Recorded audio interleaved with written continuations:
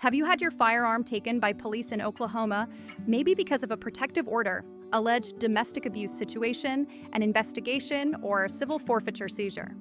In this video, we'll walk through how guns can be confiscated in Oklahoma, what the law says about returning them, and exactly what you can do to try to get them back. Stay with us. By the end, you'll know if you might have a legal path to recovery. This is The Right Slant. First, under what circumstances might law enforcement in Oklahoma seize your firearm? If there is probable cause to believe a weapon was used in a domestic abuse incident and an arrest is made, officers must seize any weapons used under statute. If your firearm is taken by police in connection with a criminal investigation, pending charges, or for evidence, meaning it enters custody as property held by law enforcement. If a protective order includes surrender or seizure of weapons, depending on what the court orders. In Oklahoma, protective orders may include firearm restrictions, but only if the court specifies it. In rare cases, county or state civil forfeiture procedures may be used when a firearm is alleged connected to alleged criminal activity. The next question, after seizure, can you get your gun back? And under what conditions? Oklahoma law provides a path for return in many, but not all cases. Under Oklahoma Statutes Section 213(1), if property comes into custody of law enforcement and is not alleged to have been stolen or embezzled, it may be returned to the lawful owner upon satisfactory proof of ownership. That means, if there is no ongoing criminal charge that requires the firearm as evidence, and the owner is not legally disqualified from firearm possession, the owner can request return. For firearms seized under a domestic abuse situation, under Oklahoma Statutes Section 2608, officers must seize weapons if there is probable cause and arrest. But after seizure, the prosecutor must file a notice of seizure and forfeiture within 10 days, or else the weapon must be returned. If the DA does file a forfeiture proceeding, you have a right to contest it, and if you prevail, the firearm may be returned. Note, possession eligibility matters. Even if procedure is followed, if you are legally prohibited under state or federal law, then return may be denied. If your gun was seized and you want to try to get it back, here's what to do, step by step. First, find out why it was seized.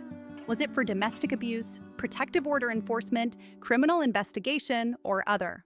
This matters. Contact the law enforcement agency or district attorney holding the gun. Ask whether a forfeiture action was filed. If no notice of seizure/forfeiture was filed within 10 days in a domestic abuse scenario, request return under Section 22-60-8. If there is no criminal case pending and no dispute about ownership, petition under Section 22 to 1321 for return of property. Provide satisfactory proof of ownership. If a forfeiture proceeding was filed, act fast. File a written answer/claim contesting forfeiture, asserting you are the lawful owner, and request a hearing. Prepare to show that the firearm was not used in a crime or is otherwise lawfully possessed. Ensure legal eligibility. Confirm that you are not disqualified under state or federal law. Document everything: dates, names, receipt of seizure, any notice received, communication with agency, proof of ownership, eligibility documentation. Let's walk through a few hypothetical scenarios to illustrate how this can play out. Example 1, domestic abuse arrest, no forfeiture filed. You were arrested for alleged domestic abuse. Police seized your gun under Section 22-60-8. The prosecutor does not file a forfeiture notice within 10 days. Under the statute, the firearm must be returned. You contact them, show proof of ownership, and reclaim your gun. Example 2, evidence hold after investigation. No charges filed. Police seized a gun during investigation as evidence. Prosecutor drops the case or never charges you. Under Section 22 to 1321, you request return of property. Because it's not stolen/embezzled property, ownership is undisputed, and you are otherwise legal to possess it. You receive your firearm back. Example 3, forfeiture initiated. Your gun was seized after alleged domestic abuse arrest, and the district attorney filed a seizure/forfeiture within 10 days. You timely file a verified claim contesting the forfeiture, present a case that you are the lawful owner and the gun was not used in a crime. If successful at hearing, the court orders return. Important, there are situations where getting your gun back may be very hard or legally barred. If you are disqualified from possessing firearms under state or federal law, return can be denied even if your claim is otherwise valid. If the firearm was used in a violent crime or strongly alleged to have been used, prosecutors may pursue forfeiture, and you'll need a robust defense at hearing.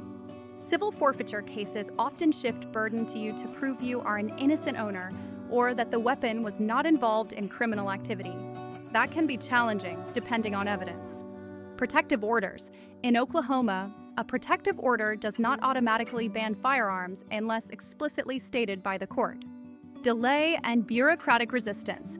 Government agencies may delay return or require complicated paperwork, affidavits of ownership, court hearings, which means reclaiming a firearm may take weeks, months, or longer. If your firearm was taken in Oklahoma, don't assume it's gone forever. Under state law, there are defined paths for return, but timing, paperwork, and your eligibility are all critical. Contact the agency, request forms, submit claims or applications, and document everything. If you found this video helpful, please like, subscribe, and hit the notification bell so others can find out how to protect their rights. This is The Right Slant. Stay informed, stay free.